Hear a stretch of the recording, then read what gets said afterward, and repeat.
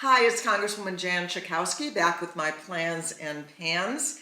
So yesterday there was a big birthday, and that birthday was 55 years of Medicare and Medicaid, which have made such a huge difference in the lives of Americans.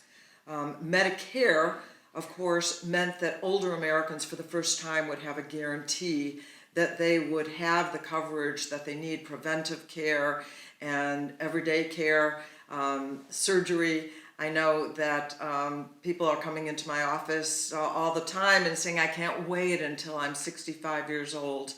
Then I can get my knee done. Well, by the way, next Friday, a week from today, I'm going to have a new knee. My right knee will be replaced. I just love the idea of these replacement parts. I'm actually looking forward to it. Medicaid, which covers so many people, millions and millions of people, children and adults, low income, moms and new babies are covered by Medicaid. Most of the births in the state of Illinois are covered by Medicaid. And also senior citizens, because a large part of the money that goes for long-term care, for nursing home care, is actually Medicaid funding. And so we are lucky to have those, even though the Republicans at every turn are trying to reduce the benefits, to cut the programs. That includes Medicare and Medicaid. And of course, we know that there's a lawsuit right now that it would eliminate the Affordable Care Act altogether. But we have an appropriations bill coming, and fortunately, Lauren Underwood has a piece of the appropriations that says no money can go to the administration to try and go to the Supreme Court and argue for the entire repeal of the Affordable Care Act. And so I'm hoping that will actually become the law of the land. So many people have benefited from the Affordable Care Act as well.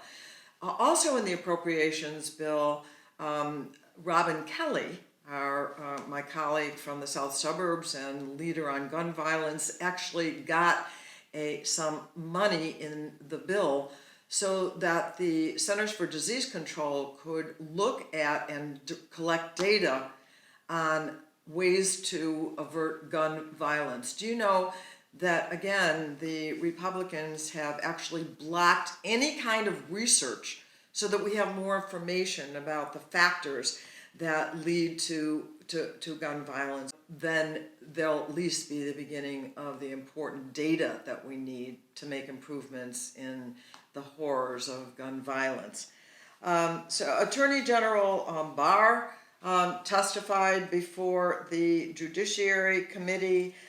He made it clear that unlike every AG before him, that he's the president's lawyer and not the public's lawyer. Can you imagine? It was really amazing to hear. I have actually called in the past for his impeachment and his resignation. I think that we need the highest law enforcement person in the country to represent the interests of the United States of America. Well, today is a bad day for the unemployed. This is the day that the $600 a week that has gone to people who are unemployed in this country, that's in addition to the unemployment insurance that they may or may not be getting, will end. Very sad day in this country and for many families. We're trying to get some agreement. The White House, believe it or not, said they would be willing to extend it for 1 week. No. We need to get an extension of the $600 a week as long as we have the COVID virus pandemic, and we are fighting hard to get that. It's an argument with the GOP in the Senate, and imagine that they would just let literally millions of Americans go under. We say no. we say no. So this is a fight that we're having right now. So even as the Republicans are balking, maybe refusing to extend this unemployment insurance, what they have done is double the business lunch deduction for corporations. Really?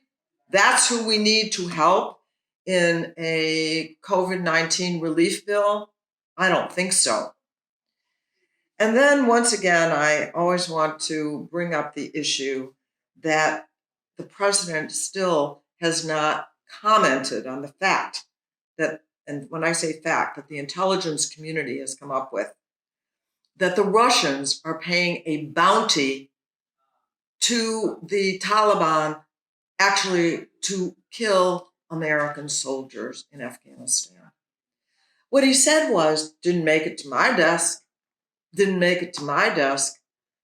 I asked today in a classified briefing, so I can't tell you too much about it, if I said, has all the information about interference with the election, I asked the intelligence community people, has it made it to the president's desk?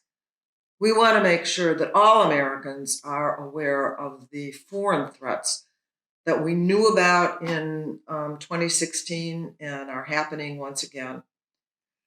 I also wanted to tell you that yesterday I went to the amazing funeral of John Lewis.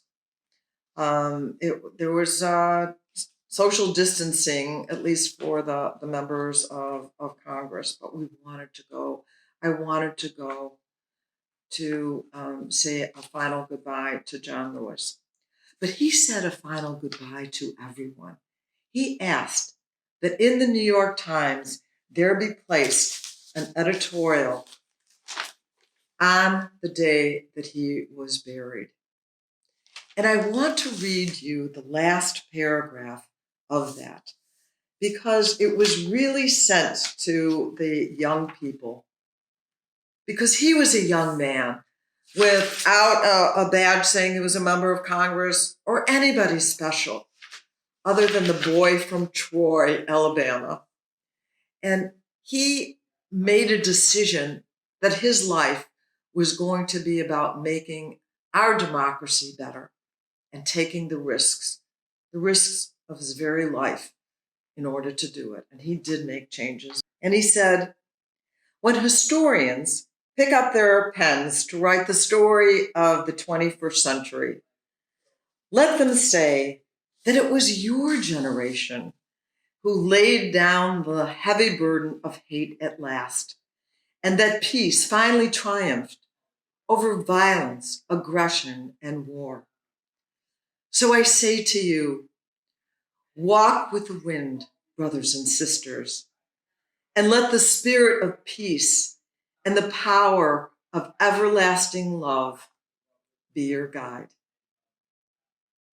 And just before I end, let me just remind you that we won't be able to send you these unless you actually sign up for to continue my updates. It's at the bottom after you see this this update. You're going to have to pretty much check the box and say that you want to receive these, if you want to receive these on a regular basis. So my brothers and sisters and beloved community, that's what John Lewis would say. Have a great week and be safe. Thank you for watching my video. Make sure you subscribe to my YouTube channel and follow me on Instagram, Twitter, and Facebook, where my handle is @Jan Schakowsky.